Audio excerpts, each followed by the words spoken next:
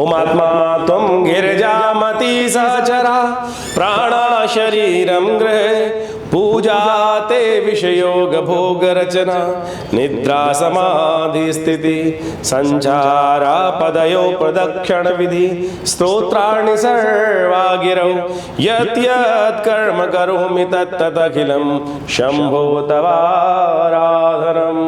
नमस्कार, स्वागत है आपका आचार्य वाणी में। मैं आचार्य डॉक्टर विक्रमादित्य आपके साथ हूँ। मीन राशि वालों के लिए 27 जुलाई सप्तमी तिथि शनिवार का अवसर, और पुनः हमको अवगत करा देते हैं ये सावन का महीना चल रहा है। शनि आपके अनुकूल नहीं है, 12वें भाव में बैठे हैं, जो आपकी प्रोग्रेस को बहुत स्लो करते हैं, धीरे धीरे, बिल्कुल जहाँ पे आपको लगता है, लेकिन नुकसान ज़्यादा करा सकते हैं। ऐसे में शनिवार पड़ रहा है, भगवान शिव का तेलाभिषेक करें, ये आपके लिए बहुत ज़रूरी रहेगा। इसको करने से ठीक रहेगी स्थितियाँ। मेष में चंद्रमा आपके लिए नए योग बनाएंगे, अच्छे योग बनाएंगे। 28 तारीख के अवसर बात करें, उस दिन अष्टमी तिथि है, रविवार का अवसर है, कालाष्टमी का योग है, और चंद्रमा बहुत सुंदर स्थिति में आपके लिए है। माता पिता का आशीर्वाद लेकर, गुरुजन का आशीर्वाद लेकर, भगवान शंकर का उनके साथ बैठ के अभिषेक करिए। कालाष्टमी है, जिस दिन भगवान शंकर का प्रादुर्भाव शिवलिंग के रूप में हुआ, इसीलिए कालाष्टमी, जो कृष्ण पक्ष की अष्टमी होती है, कालाष्टमी कहलाती है। भगवान शंकर का अभिषेक रोज जरूर कीजिएगा। ग्रह नक्षत्रों के दृष्टिकोण से चंद्रमा द्वितीय भाव में बैठकर आपके लिए अच्छे योग बना रहा है, लेकिन शनि महाराज वहाँ 12वें भाव में बैठकर वो जो बैलेंस कर रहे हैं, वो कहीं ना कहीं कुछ थोड़ा सा परेशान कर सकते हैं, अननेसेसरी लोन चढ़ा सकते हैं। उससे बचने का प्रयास आपको करना चाहिए। 29 तारीख का दिन सोमवार, सावन का दूसरा सोमवार पड़ रहा है, ये आपके लिए अच्छा है। वृषभ में चंद्रमा चले जाएंगे और बृहस्पति के साथ संबंध अच्छे स्थापित कर देंगे। ये आपके लिए भाग्योदय करने का योग बनाएगा। बृहस्पति, चंद्रमा, मंगल तीनों तृतीय भाव में बैठकर कहते हैं कि शिव और दुर्गा पार्वती जी की उपासना करने से, दुर्गा जी की उपासना करने से आपके भाग्य जाग सकते हैं। ये सूत्र है विशेष तौर पर ज्योतिष दृष्टिकोण से कि हमने बहुत अध्ययन करके निकाला। ये ऐसे योग दे रहे हैं, सोमवार के दिन से योग बना है, 3 दिन तक योग बना है, तो कोशिश ये करें शिव पंचानन परिवार का संपूर्ण रूप से अभिषेक पूजन विशेष तौर पर श्रद्धा के साथ करने का प्रयास कीजिए। मनोरथ सिद्ध होने के योग बनेंगे। रुद्राष्टाध्यायी के द्वारा नमक चमक का पाठ करते हुए अवश्य विशेष तौर पर अपने नाम से रुद्राभिषेक करेंगे तो बहुत सुंदर रहेगा आपके लिए। ये विशेष तौर पर आपको ये मुहूर्त है, इसका लाभ लेने का प्रयास करना चाहिए। 30 तारीख का अवसर, 30 जुलाई मंगलवार का दिन, और ग्रह नक्षत्र बृहस्पति के साथ चंद्रमा का सुंदर योग बनाए हुआ है, लेकिन राहु महाराज आपके लग्न में चल रहे हैं। ऐसे में ध्यान रखना चाहिए। गुड़ चने का दान करना आपके लिए अच्छा रहेगा।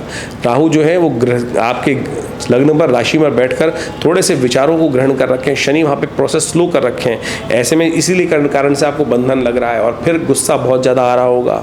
ये सारे ग्रह योग के दृष्टिकोण से हैं। तो ऐसे में जैसे आपके दिमाग को शांत करना चाहिए ना, शिव का अभिषेक जो जल से किया जाता है वो इसलिए किया जाता है कि मन शांत रहे और पुष्टि के योग बने और शांति के योग बने। तो ये अवश्य करने का प्रयास कीजिए। मंगलवार के दिन आपके लिए अच्छा रहेगा कि आप थोड़ा सा जल में मीठा मिलाकर, गुड़ मिलाकर उससे भगवान का अभिषेक कीजिए।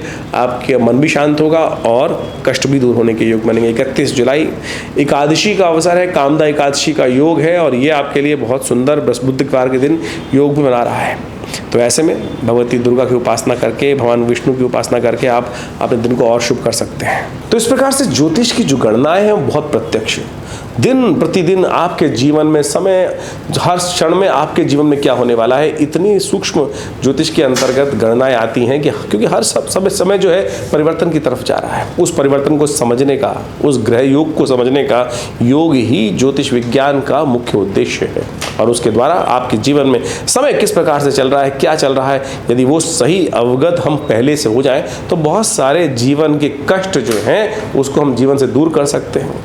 ये तो ज्योतिष की काल गणना का एक सुंदर उदाहरण आपके समक्ष बताते रहते हैं हम। इसके साथ साथ आपकी मूल जन्म पत्री में ग्रह योग किस प्रकार के हैं, उनमें किस प्रकार के योगा योग पड़े हुए हैं। देखिए, ऐसा समझें कि अब गोचर में तो सब पूरे विश्व को हमने 12 भागों में बांटकर उनकी जन्मपत्र ग्रह ज्योतिष के अनुसार समझने का प्रयास किया, लेकिन व्यक्ति की अपनी जन्मपत्री में कौन से राजयोग हैं, कौन से दरिद्र योग हैं, कौन से कष्ट के योग हैं, कौन सी दशाएं चल रही हैं, कौन सी अंतर्दशाएं चल रही हैं, कौन सी योगिनी दशाएं चल रही हैं, इसके अलावा ग्रहों का बलाबल कितना है। गोचर में आप ये मान के चलें कि इसको इस प्रकार समझ सकते हैं कि सपोज कोई एक क्षेत्र के अंदर कोई बीमारी फैली हुई है। अब ऐसा नहीं है कि सभी व्यक्ति उसकी ग्रास में आ गए, सभी बीमार हो गए, लेकिन कुछ परसेंटेज लोग ज़्यादा बीमार होंगे, कुछ परसेंटेज थोड़े कम बीमार होंगे, कुछों को हल्की सी छुएगी और कुछ बिल्कुल निरोगी रहेंगे। किस पे डिपेंड करता है? आपका रहन सहन, खान पान, आपकी बॉडी इम्यून कितनी है, क्या है, यानी आपकी मूल जन्म पत्री में किस प्रकार के ग्रहयोग चल रहे हैं, कौन से ग्रहों की किस प्रकार की स्थिति है, किसके भाग्य में राज्य करना लिखा है, किसके भाग्य में कष्ट भोगना लिखा है। ऐसे में ग्रह गोचर जो प्रैक्टिकल समय में चल रहे हैं, आज के समय में चल रहे हैं, उनका प्रभाव उसी के हिसाब से आपके जीवन में हमको समझने की आवश्यकता होती है। तो ये एक ज्योतिष की बहुत विशेष तौर पर समझने की आवश्यकता है। तो आप अपनी मूल जन्म पत्री को देखते हुए अपने ग्रह गोचर को, प्रैक्टिकल जो आजकल जो करंट में चल रहा होता है, उसको भी हम समझ सकते हैं। ज्योतिष एक बहुत बृहद विज्ञान है। ज्योतिष के दो एस्पेक्ट्स हैं, एक गणित, एक फलित। ये तो गणनाओं के आधार पर हम जो भी एस्ट्रोनॉमिकल कैलकुलेशन परिवर्तन हो रहा है, ग्रह बदल रहे हैं, उस पूरे यूनिवर्स के अंदर कब कौन सा सूर्योदय कब हुआ, कैसे हुआ, कहाँ कौन सा ग्रह अस्त हुआ, कौन सा ग्रह वक्री हुआ, उसकी हम गणनाओं को एक गणित के माध्यम से चेक करते हैं। दूसरा है फलित। फलित यानी उन गणनाओं का, उन योगों का जो योगा योग बने, उनका प्रभाव व्यक्ति पर, समाज पर, क्षेत्र पर, प्रकृति पर किस प्रकार का होगा, और उसको हम यदि समझें तो वो बहुत प्रत्यक्ष विज्ञान है। और ये पूरा अध्यात्म के साथ जुड़ा हुआ है। ये ऐसा बिल्कुल नहीं है आप समझ लें कि यदि आपके भाग्य में कुछ कष्ट लिखा है तो वो भोग कर ही जाएगा, नहीं। ऐसा समझें कि संसार में वृष्टि हो रही है, बारिश हो रही है, तो सभी थोड़ी भीग रहे हैं, सभी थोड़ी भीग रहे हैं, सभी थोड़ी कष्ट में हो रहे हैं। किसी का भाग्य ऐसा है कि वो महल में बैठा हुआ है, उस वर्षा का आनंद ले रहा है। किसी का भाग्य ऐसा है कि उसी वृष्टि में, उसी क्षेत्र में बारिश होकर वो ओले बेचारा झेल रहा है, उसके पास छत तक नहीं है, छाता तक नहीं है। ये सारा का सारा आप समझ लीजिए आपका कर्म। ये कर्म के हिसाब से है कि उसने कर्म किया, दूसरे व्यक्ति ने कर्म करके अपना सुंदर मकान बना लिया, व्यवस्था बना ली। तो ये कर्म के द्वारा आप परिस्थितियों को चेंज कर कर दुख को सुख में परिवर्तित कर सकते हैं। हाँ, उसके साथ उल्टा भी हो सकता है। यदि दुष्कर्म करोगे तो सुख जो है वो दुख में परिवर्तित हो सकता है। तो इसलिए इन काल गणनाओं को समझना परम आवश्यक है। ज्योतिष ने इन्हीं समस्त योगा योगों को हमारे ऋषि मुनियों ने सुंदर तरह से व्याख्यात करके अनंत हजारों लाखों ग्रंथों का निर्माण कर कर उन योगा योग को वहाँ पर समझाने का प्रयास किया। पाराशर, होरा, जैमिन, ये सारे के सारे अनंत जो ग्रंथ हैं, इन सब की जो गणनाएँ हैं बिल्कुल अद्भुत है। कैसे उस ग्रंथ में लिखा हुआ एक छोटा सा योग आपकी कुंडली में जब हम देखते हैं तो बिल्कुल फलीभूत होता है। सेम तरीके से जो वहाँ लिखा गया कि इसके जीवन में इस प्रकार की स्थिति बनेगी, और वही जब देखते हैं सूत्र लगाकर तो बिल्कुल प्रत्यक्ष बैठता है। यही चमत्कारिक प्रभाव है।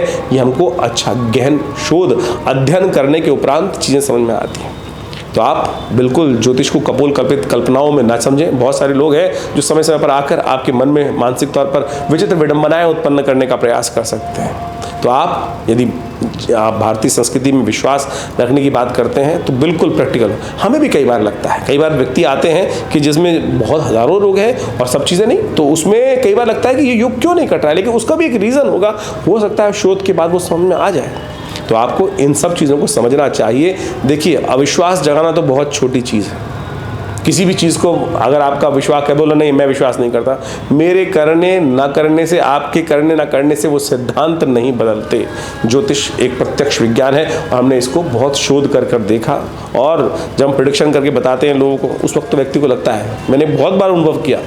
बाल्यकाल से ज्योतिष के अंदर बहुत पिताजी के साथ रहते रहते बहुत अध्ययन, बाल्यकाल से 5 साल वर्ष की आयु से ही ज्योतिष में इंटरेस्ट जगाया पिताजी ने। साथ में जोड़कर बैठ के ज्योतिष को पढ़ना, सीखना, समझना, बताना सब सिखाया।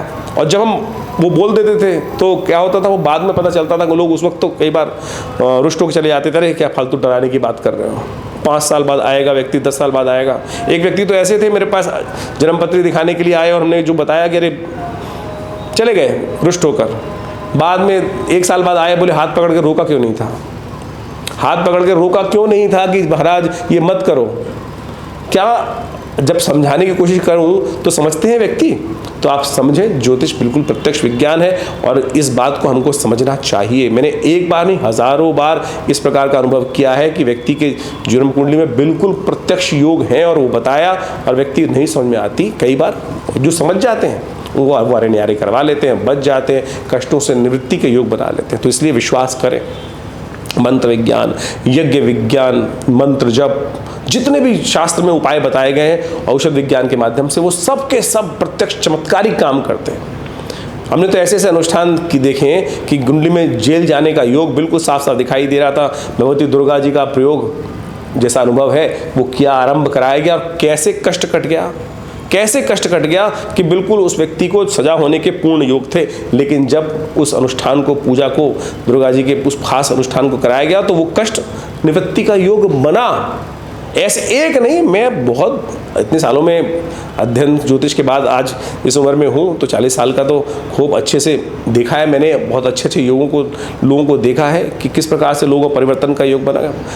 50 साल की आयु हो रही है तो बहुत चीज़ों को शोध कर समझने का प्रयास किया। तो आप इन जनरल लोगों की बातों में, सो कॉल्ड लर्नेड लोग जो हैं, आज आपके मन में विचित्र विडंबनाएं भारतीय संस्कृति के समक्ष में रखने का प्रयास करते हैं। बहुत सारे लोग होते हैं, तो आप इस बात को हटा दीजिए, आप अपना लाभ लीजिए ज्योतिष विज्ञान के माध्यम से। और हमारा विवेकानंद योगाश्रम इन सब संबंधों में बहुत अद्भुत प्रकार से कार्य कर रहा है, बहुत सारे क्षेत्र में कार्य कर रहा है, चाहे वो मंत्र विज्ञान है, चाहे वो यज्ञ विज्ञान है, चाहे वो योग है, चाहे वो आयुर्वेद है। इस संस्थान के द्वारा पिछले करीब 60-70 सालों में बहुत सुंदर प्रकार से रिसर्च ओरिएंटेड ऑर्गेनाइजेशन के तौर पर कार्य किया गया है।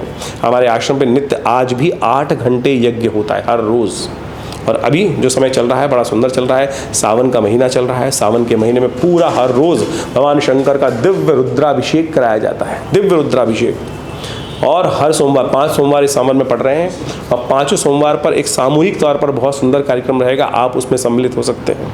और भगवान शंकर का बड़ा विशाल श्री विग्रह जैसे सौराष्ट्र में है वो विद्यमान है और उनका रुद्राष्टाध्यायी के द्वारा नित्य प्रति अभिषेक चलेगा, जो मनोकामनाओं की सिद्धि करने में अद्भुत है, कष्टों को दूर करने में अद्भुत चमत्कारिक रूप उपस्थित करता है। भगवान शंकर भोलेनाथ हैं। देखिए इस वक्त समस्त संसार की जो विशेष तौर पर कार्य है, भार है, कार्यभार वो भगवान शंभू के हाथ में, क्योंकि देवशयनी एकादशी हो चुकी है। भगवान शंभू समस्त कार्य को सुंदर तरीके से करते हैं और भोलेनाथ तो बड़े सुंदर तरीके से इजीली प्रसन्न हो जाते हैं। सबके आराध्य हैं, जो परित्यक्त भी हैं वो भी भगवान भोलेनाथ की शरण में जाकर अपनी मनोकामना सिद्धि का योग बना सकते हैं। तो आप आनंद भाव से हमारे साथ जुड़कर, आश्रम से जुड़कर बहुत सारे लाभ ले सकते हैं। हर रविवार को बड़ा कार्यक्रम होता है सुबह 8 से 10 बजे तक।